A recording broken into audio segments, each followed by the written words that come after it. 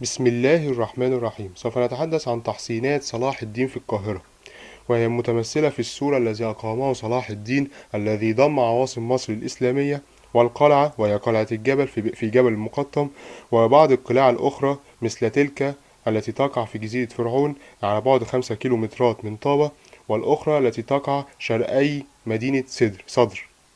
أراد صلاح الدين أن يقوم بعمل بعض التحصينات في القاهرة من نوع تلك التحصينات التي شاهد نماذج طيبة منها بالشام، ذلك أن صلاح الدين لابد وأن استرعى انتباهه أثناء عملياته الحربية بالشام ضد القوى الإسلامية والمسيحية سواء، أن كل مدينة وبلدة لها قلعتها المحكمة القوية التحصين التي تصمد في وجه الأعداء، فيكون صمودها سببا لإنقاذ المدينة أو البلدة من السقوط. ومن هنا قام صلاح الدين بتشييد السور والقلعة في مدينة القاهرة. أما فيما يتعلق بالسور، فقد وجد صلاح الدين أن القاهرة الفاطمية والفسطاط والقطائع والعسكر لا يوجد بها سوى سور واحد، وهو ذلك السور الذي بناه جوهر الصقلي وجدده الوزير بدر الجمالي، وضم ذلك السور بين جنوباته جامع الحاكم بأمر الله. لذلك أراد صلاح الدين أن يجمع عواصم مصر كلها داخل سور واحد يجمعها من أي غزو طارئ، ووفر صلاح الدين لبناء هذا السور كل ما يحتاج إليه من خشب وحديد وأحجار وغير ذلك. وروع في بناء هذا السور أن يكون محصنا بأبراج منيعة، واستمر العمل في بناء السور حتى توفى صلاح الدين، وهو السور الموجود حتى الآن. وجعل لهذا السور أبواب، منها باب البحر، باب الشعرية، باب البرقية، باب القراطين وهو الباب المحروق فيما بعد، والقراطين هم باعة البرسيم. وبعد الانتهاء من بناء السور تم حفر خندق حوله، وظل هذا السور على حالته حتى عهد السلطان الكامل محمد الذي قام بتعليته. أما عن القلعة فهي قلعة الجبل، وقد شرع صلاح الدين في بناء قلعة ضخمة على جبل المقطم في أثناء تشييده للسور، وذلك لأسباب، منها السبب الأول أن تكون مقرا للحكم الأيوبي بدلا من دور الحكومة الفاطمية وكسورها. السبب الثاني ليجعل من القاهرة مدينة كسائر مدن الشام الإسلامية والصليبية على حد السواء، حيث كان لكل مدينة بالشام قلعة حصينة تقوم بحمايتها. السبب الثالث لتكون القلعة ملاذا يحتمي به صلاح الدين إذا ما هددته ثورة في الداخل من جانب أتباع الفاطميين في مصر، أو هدده خطر خارجي من جانب الصليبيين، أو أي خطر خارجي قد تتعرض له القاهرة. وقد أحسن صلاح الدين اختيار موقع القلعة حيث بناها على جبل المقطم، وبهذا يمكن أن تشرف على مصر إشراف تام وتستطيع حمايتها، كما تستطيع أن تؤدي عملها على أكمل وجه.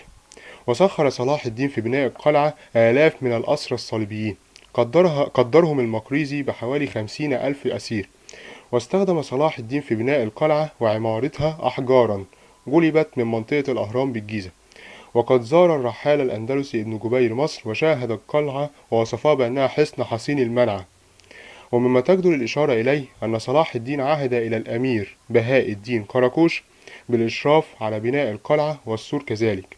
وكان من قبل أن صلاح الدين عين الأمير بهاء الدين قراقوش مشرفا على القصر الفاطمي على إثر مؤامرة مؤتمن الخلافة جوهر قائد الجند السوداني، وذلك حتى يكون عينا على الخليفة العاضد وليضبط الأمور داخل القصر.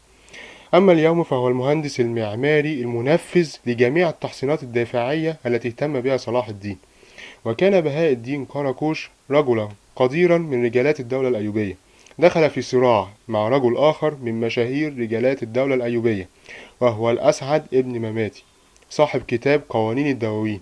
وقد ألف ابن مماتي في خصمه كتاب بعنوان الفاشوش في أحكام قراقوش، وصوره في هذا الكتاب على أنه رجل مستبد ومتعجرف وغبي، وتداول القاهريون هذا الكتاب جيلا بعد جيل. ومن المعروف أن عمارة القلعة لم تتم إلا في عهد السلطان الملك الكامل، كما أنه لم يقدر لصلاح الدين أن يسكنها، حيث أن الكامل كان أول من شيد فيها قصورا وأبراج وكما أقام أبراجها الرئيسية.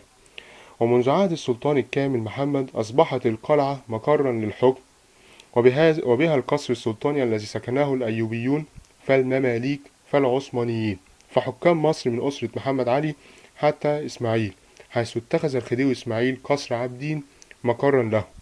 ومما تجدر الإشارة إليه أن صلاح الدين شيد قلاع أخرى خارج مدينة القاهرة، ومنها قلعة تقع في جزيرة فرعون على بعد 5 كيلومترات من طابة، وكانت تمر بها قوافل التجارة في العصور الوسطى. وكذلك شيد صلاح الدين قلعة ثالثة شرقي مدينة سدر، وتعرف باسم الجندي، وبناها صلاح الدين بغرض تأديب البدو وإخضاعهم لسلطة الدولة. وإلى اللقاء في الموضوع القادم إن شاء الله. شكرا.